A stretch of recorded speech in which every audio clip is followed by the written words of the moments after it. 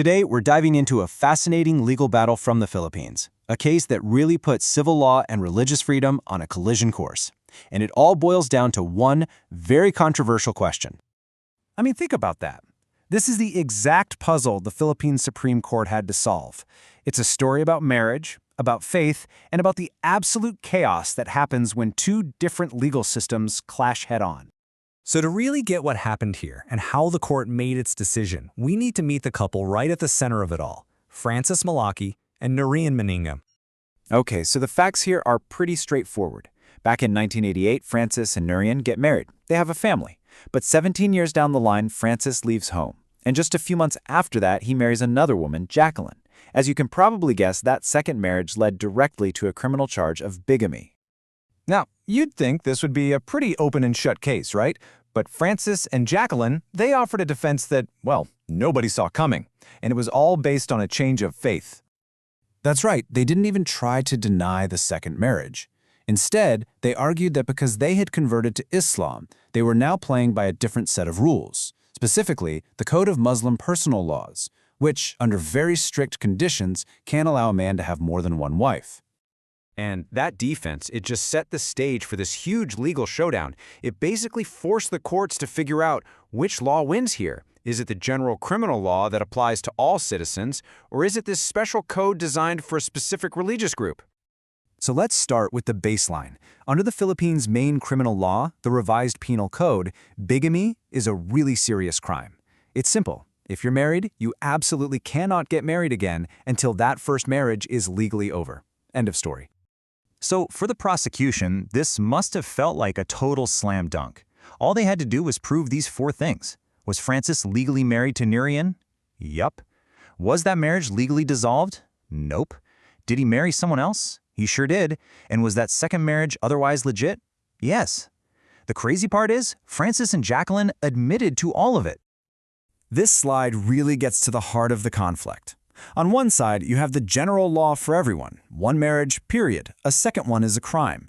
But on the other side, you have this special Muslim code which allows for subsequent marriages and might even offer an exemption from bigamy. The entire defense was banking on the idea that the rules on the right should apply to them, not the ones on the left. And this is the real million-dollar question, isn't it? Is converting really an automatic get-out-of-jail-free card? Is that all it takes? Well, the Supreme Court decided to take a very, very close look at what the Code of Muslim Personal Laws actually requires. It turns out, the law isn't a free-for-all, not even close. It's incredibly specific. To marry again, a husband has to prove he can treat all his wives justly and equally. But more importantly, he has to formally notify the court and his first wife, giving her a chance to object. It's a whole process, and it's clearly designed to protect the existing family. And here it is, the fatal flaw in their whole defense.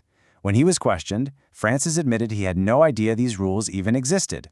He never told the court, he definitely never told his first wife, Nurian. He just skipped every single protective step laid out in the very law he was trying to use to defend himself.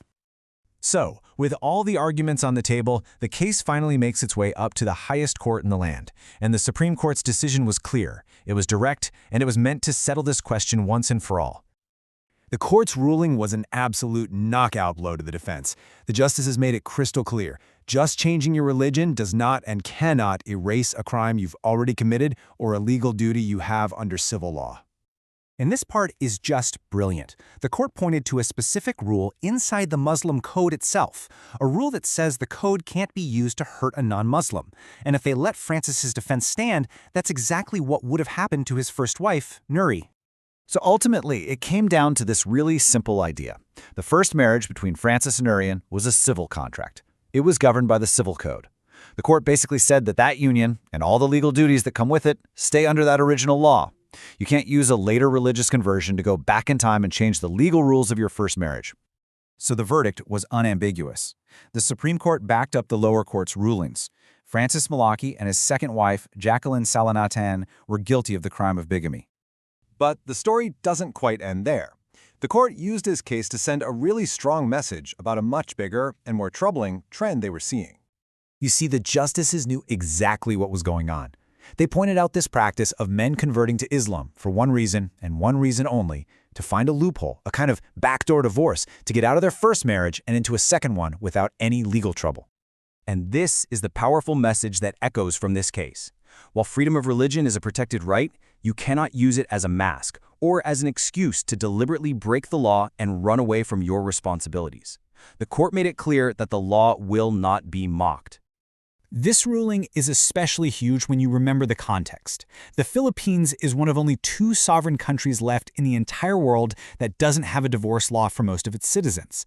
And that legal reality is exactly why people might get desperate enough to look for these kinds of loopholes in the first place. In the end, the Malaki case leaves all of us with a really fundamental challenge.